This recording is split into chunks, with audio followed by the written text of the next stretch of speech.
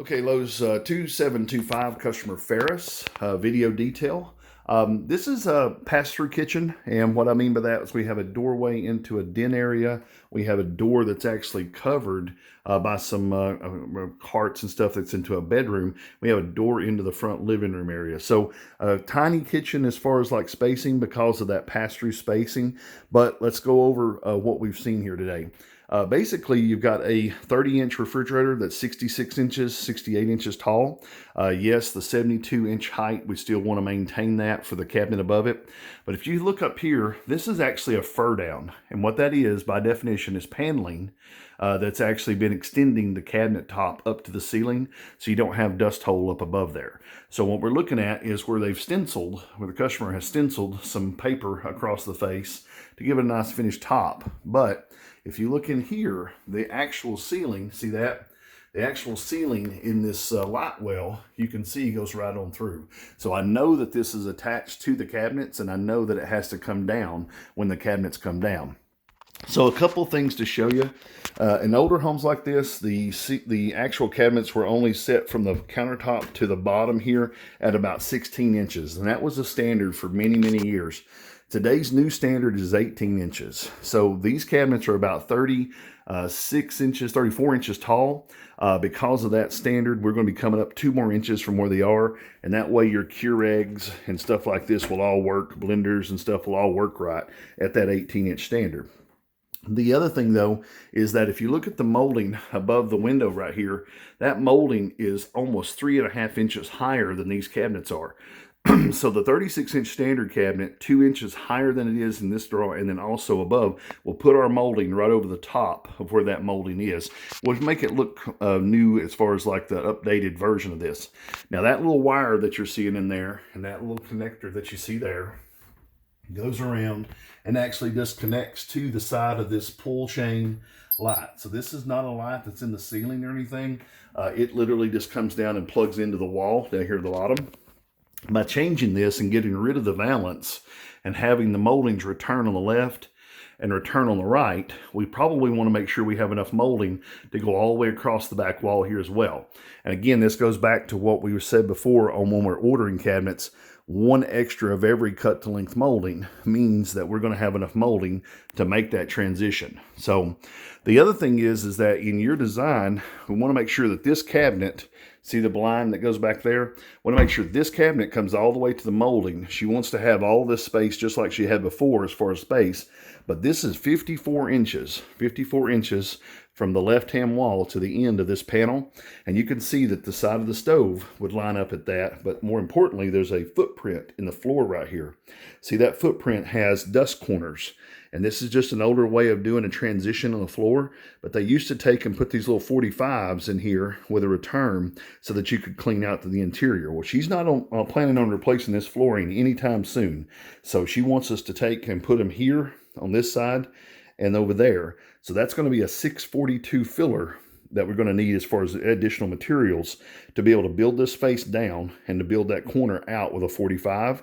And then also, of course, we're going to need quarter round. If you take a look, there's baseboard here on the end, there's quarter round, and we're going to need quarter round to go around the front of these to make this match up and be nice as far as the finished look. Now the countertop that's here now is almost 1 inch over. See that? So this is actually 54 to the face of this, 54 1/4 to the face of this cabinet. And again, that's your footprint length on the bottom. Likewise over here, I've got a number on the drawing that shows you what your face frame length is. We have to come back to that same face frame length to make sure that our footprint covers in the floor.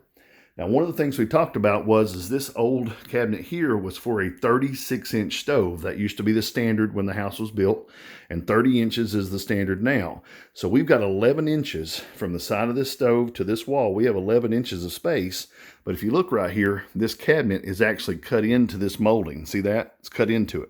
So if we were to put an 11-inch cabinet here with a 1-inch countertop overhang, that would come in about the same amount as this is, and that would actually be on the face of the trim.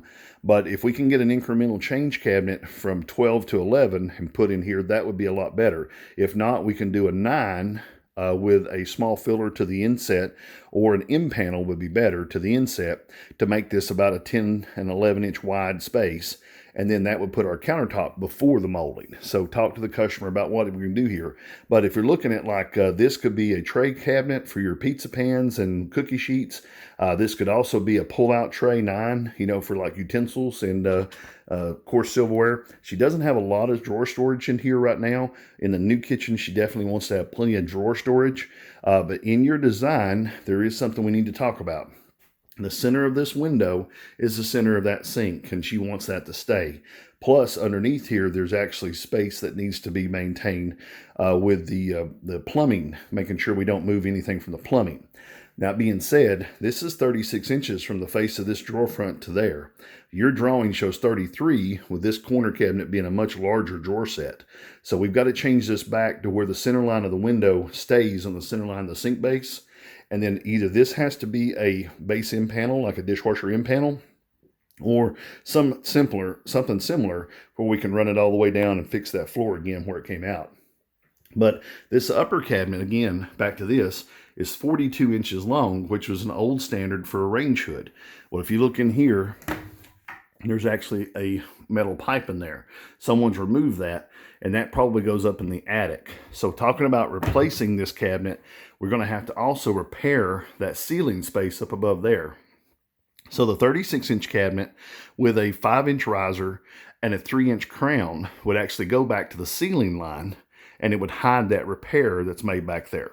So that may be the better choice if you're looking at a 36 or a 39 cabinet. But customer said she's pretty happy with the cabinet she has now. She doesn't want to add a bunch of extra height. She has to use a ladder to get into the top of these cabinets as it is. So talk to her about what her preferences. Minimum will be a 36-inch upper with a 5-inch stretcher or a riser and about a 2.5 molding at the ceiling. You can see in the room, there's no other moldings around the room. So anything we do here is going to be covered as far as the paint line goes. But definitely going to have some metal flashing or something to cover that hole that goes into the ceiling area above that one, some plywood or something. Now, being said, as far as this side, there is no footprint. We're going to be bringing all the cabinets up to this thickness. If you look right here, there's only about 2 inches. I can barely get my toe under there. Only about 2 inches of that original cabinet toe kick left. Our new toe kicks are around 4 inches, so these cabinets are going to come up, I'm estimating, at least 1 inch from where they're at now to make sure that we get back to the same height as the flooring that we have here. So blocking and stuff will be done on those cabinets to make that happen. That'll cover the paint line right here where your countertop backsplash and stuff is. And again, it'll adjust the upper cabinets up just a little bit more. So definitely want to make sure that we keep all that in mind when we start laying this stuff out. Always restrictor clips, always another 642 magic filler, even though we're going to use one here on the base, make sure you order 2. Always an extra cut to length piece of molding to make sure that we have plenty of moldings. That's toe kick, that's quarter round, that is scribe. We need 2 more pieces of scribe than you think we need. So in this kitchen, it's going to be 1, 2, 3, 4, be 6 pieces of scribe molding. Extra touch-up kit for the cabinets where we can have something to give the customer when we're done. And then again, handles and knobs. Make sure we sell them a good hardware selection when we go to do the cabinet layout. If you have any questions about this kitchen, feel free to give me a call at 423-650-1051. Have a good day.